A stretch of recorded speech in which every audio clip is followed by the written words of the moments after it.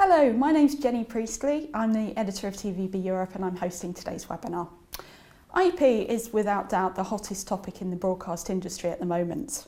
It's driving a fundamental change in the technologies and operations employed by broadcasters and facilities.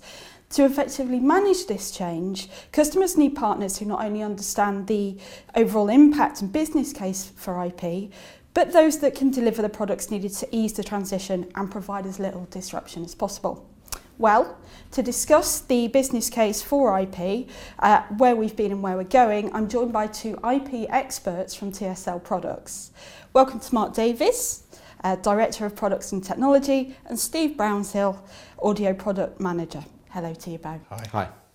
Please feel free to submit questions for Mark and Steve during our discussion, and we'll get to them in the Q&A shortly. So let's start off talking about the case for IP. Mark, there's a lot of coverage in the press and at shows, of course, about IP. What's it all about? So it's a good question, good place to start for this subject. Really, it's changes in technology have brought us to a place where IP technology, particularly Ethernet now, can handle uncompressed digital video. It has been able to handle uncompressed audio for some years. So the technology's in place. Obviously, the things to give customers confidence to use the technology is standards. So standards, as with any new technology, had a bit of disruption at the beginning where early adopters had to come to market with de facto standards to try and be first. However, in the last few years, we've seen with good work done by AIMS and some of the other standards bodies, this has now started to stabilise a bit. There's been a lot of proof of concepts led by people such as the EBU and the Video Services Forum, and real good cooperation between major vendors as well.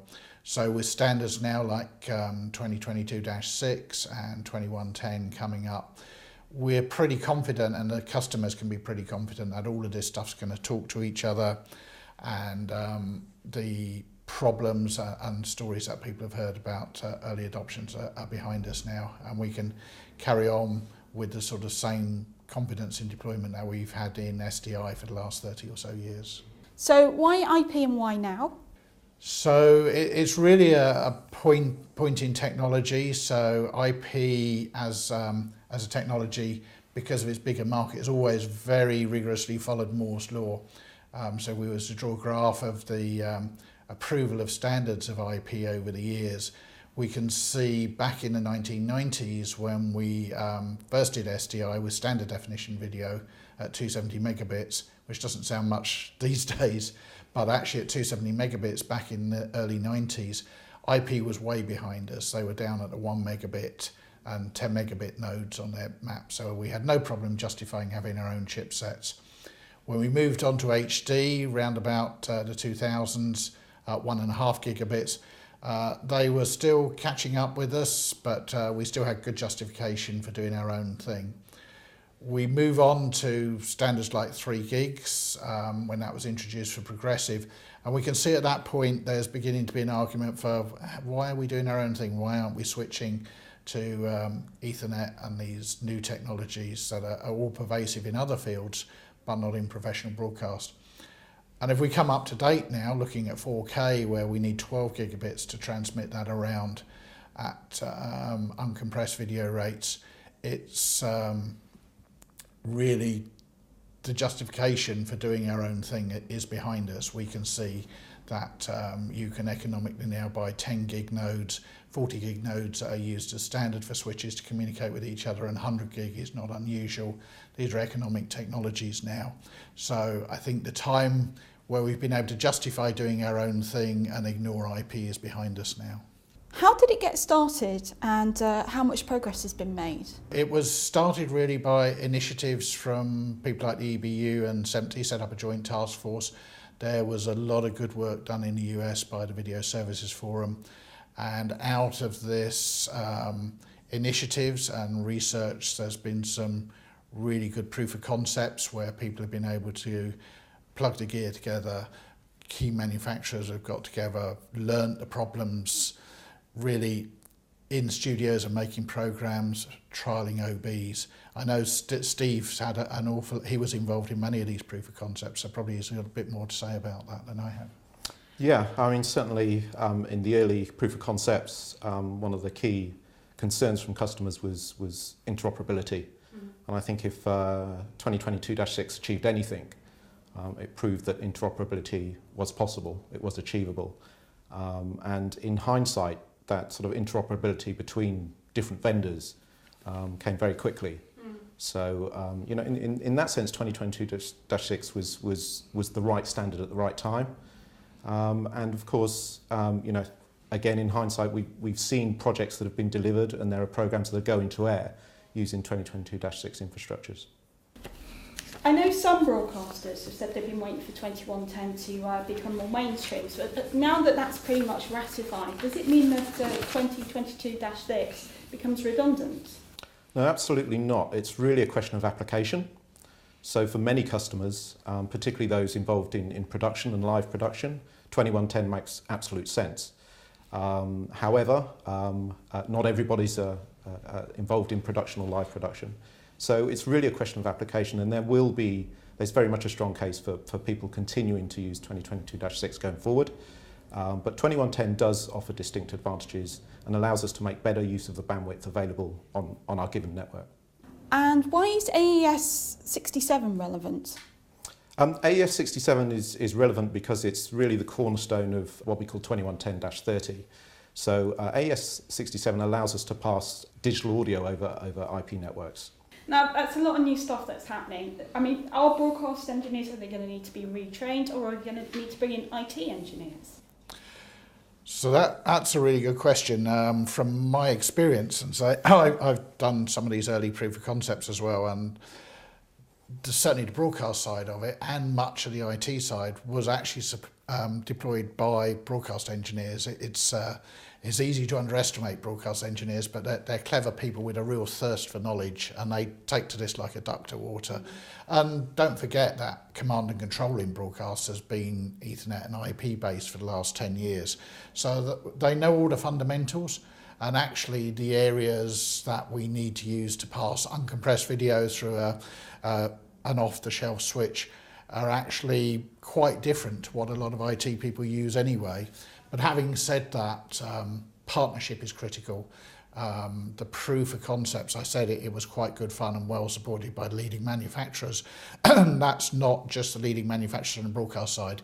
The guys from the IT and switch side were crucial to that, and their engineers were really good at understanding why we did things and quickly leading us through what we needed to do and how they could implement that within their switch setup. So it's again really good partnership. So broadcast engineers take to it very quickly, but a partnership with IT guys who really know what they're doing makes it a lot less painful. Yeah, I think the industry really faces a choice. Either the broadcast engineers step up and learn what they need to know about IT, or we retrain all our IT engineers to understand broadcast video. And I know where I would place my bets. Okay, so will that mean then that broadcasters will need to get all their engineers CCNA certified? The experience I have is I would say probably not. I mean, CCNA is certainly a good background to have. Personally, I've not done the qualification. I know a lot of people who have, and they do tell me that there's an awful lot of background legacy stuff you have to use to get the qualification, which is understandable. If you were going to be putting mail servers into a large bank or something, you would want to understand all of that history and why things are the way they are now. Actually, as I mentioned previously, the bits of configuring a switch to pass wire speed, uncompressed real-time video through it, a lot of that is actually not covered in CCNA, and those guys will never use the bits that we need, and so there's a fair bit of overlap, but there's certainly stuff you wouldn't learn in CCNA that we do need to deploy these things for real-time video. So short answer to the question, I guess, is not essential to be CCNA qualified, but if you've got the time to do it, probably make life easier for you to understand all of that stuff. You mentioned support from a switch manufacturer. I mean, how important is that? I would say it's crucial. You know, all of the sort of classic broadcast manufacturers have had to get on this steep learning curve to understand IP. But similarly, on the opposite side of the wall, the switch manufacturers have been very keen to understand more about video and exactly what they need to deliver in order to allow uncompressed video to be passed at what we call wire speed through their switches. So it's really been a team effort, and hats off to the switch manufacturers for stepping up and adjusting their R&D roadmap and bringing new sort of protocols and bringing new algorithms into the marketplace that have really been written specifically for the requirements of an IP fabric in a broadcast network. And I think the important thing to take on board here as well about partnerships is, as with any new technology, obviously the early adopters on the customer side are going to be quite nervous about it. And the last thing they want is a broadcast vendor saying we can make our bit work, and a switch vendor saying we can make our bit work, and a systems integrator saying we're quite good at putting bits together, and they end up with loads of working bits that don't form a system. What they want is a partnership on that vendor side between the switch manufacturers, the broadcast vendors, and a system integrator to say, yeah, we understand this stuff and we're going to deliver you a complete working system. That's certainly where the technology's at now, that the customers, to make this leap to what's fundamentally new technology, need that reassurance. Okay, let's move on from the technological side of IP. What are the business benefits of moving to an IP infrastructure? So there are actually huge benefits. They don't apply to every business case, so customers should be quite careful and ask what they're trying to achieve by going IP. But one of the things that springs to mind that a lot of people have got from this is the immense scalability of an IP infrastructure. So if you look at the growth of YouTube or Netflix or someone, the amount of channels and material they're handling and bringing on stream, they're clearly doing that with an IP workflow. Mm-hmm. And the way IP is typically deployed, the switches are done as what's called a leaf and spine network, and that makes it very easy just to add on little bits and take them away again. So if you take the example of a broadcaster coming up to the Olympics, he would want to add 50 digital channels just for a month and then take them away. With a conventional SDI infrastructure, he would be looking at maybe bringing a smaller router and tie lining it into his bigger router to do that, or forklifting out his existing router and having to put in a bigger one to give him that extra capacity, and that's usually disruptive. With the leaf and spine technology adopted by the IP guys, they can literally add on a few extra leaves to their system, which can be done by simply hiring that hardware, and when the month's over they can take it away again, and it's pretty non-disruptive. Anything else? Yeah, I mean, just to sort of support what Mark said, it's with a leaf and spine architecture, it's tantamount to having a classic SDI router crosspoint card that's made of elastic, something you can stretch out and expand, and without having to replace your router. So as Mark says, you can sort of add extra capacity to the network and remove that capacity when you need to, and certainly we can avoid the headaches that we incur when we start to introduce routers around the main router and we're operating tie lines. It's a very quick way to create what we call a blocking architecture, something that's easily avoided in the leaf and spine network. I think another huge advantage that going forward, the arrival of new standards is not going to slow down. It hasn't slowed down my entire career. It used to be a new tape format, but it's the same thing. People have to react to it. We already can see high dynamic range, high frame rates coming down the line. And the beauty of IP is it's format agnostic. So once you've wrapped up your video in all of those IP headers, it doesn't care whether it's 4K or 8K. The fundamental architecture is the same and remains unchanged. So those days where you had to take out an HD router because you were putting in a 3 gig router, or take out a 3 gig router because you needed to put in a 4K now, they're behind us. We can upgrade. The system has enormous capacity to carry any signal because it's format agnostic, and as mentioned before, the ability to grow it in this leaf and spine way.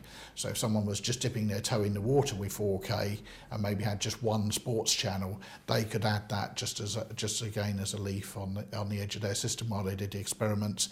And then when the experiment's approved and 4K becomes mainstream, it's really easy to migrate extra blocks of the system until one day they find the whole system is 4K.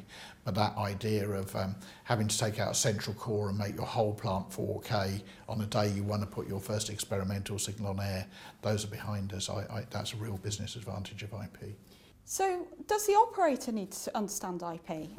Absolutely not. So this, I think we would have failed totally if we forced the complexities of IP on operators. The idea of having to type in 192.168.1.2 to select camera 1 would be a complete non-starter. So the onus is on particularly control systems to hide the complexities from the user. Something like TSL Tallyman would allow the user to carry on in exactly the same way using his same button panels, selecting camera 1, camera 2, camera 3. So yeah, I think it's a real onus on the manufacturers is to hide that complexity. And actually one of the early proof of concepts which Steve was involved in, that was exactly what the end customer forced upon us. We spent a week or two, wasn't it, deploying hardware, and then on a Friday afternoon at the end of the 2 weeks, they wheeled in production staff and said, we're going to make a program, and there was no retraining at all, was there? That's right. They went for it. Yeah, I mean, certainly, just to come back to your question, it's not necessary, and neither would you necessarily want your operators to understand IP. I mean, today in an SDI facility, we wouldn't particularly want our operators to understand how to manage the router database, an SDI router database, and neither do they need to understand how to do that. So long as they understand how they can make routes and route cameras into sources into destinations, then that's all well and good. So it's really no different in when we're controlling an IP infrastructure. The challenge for the control system is the people that are manufacturing and designing the control systems has changed, but the overall the user experience must remain the same, and that is now possible, and we're seeing systems delivered that achieve that today. Okay guys, in your experience, what drives the customer's requirements for IP? It's different things actually, and I think on the customer side you need to be really single focused on what you want from IP, why you're going for IP. So we've mentioned a number of business advantages. So if they knew, they wanted to be let's say they're a subscription service who earn extra revenue from always having the latest, greatest technology, then clearly the format agnostic abilities of IP would be really good for that customer. Similarly, the example of someone who wants to cover specialist sports events and add extra channels and take them away, that would be relevant for another customer. I would be cautious if a customer comes to us and is just caught up in the buzz of IP, because it may not be relevant for them. There are cost overheads, the differential's getting smaller, but your regional news broadcaster who's got his guys still out capturing their information in SD and doesn't upgrade every 30 years, I probably wouldn't be recommending they go IP right now.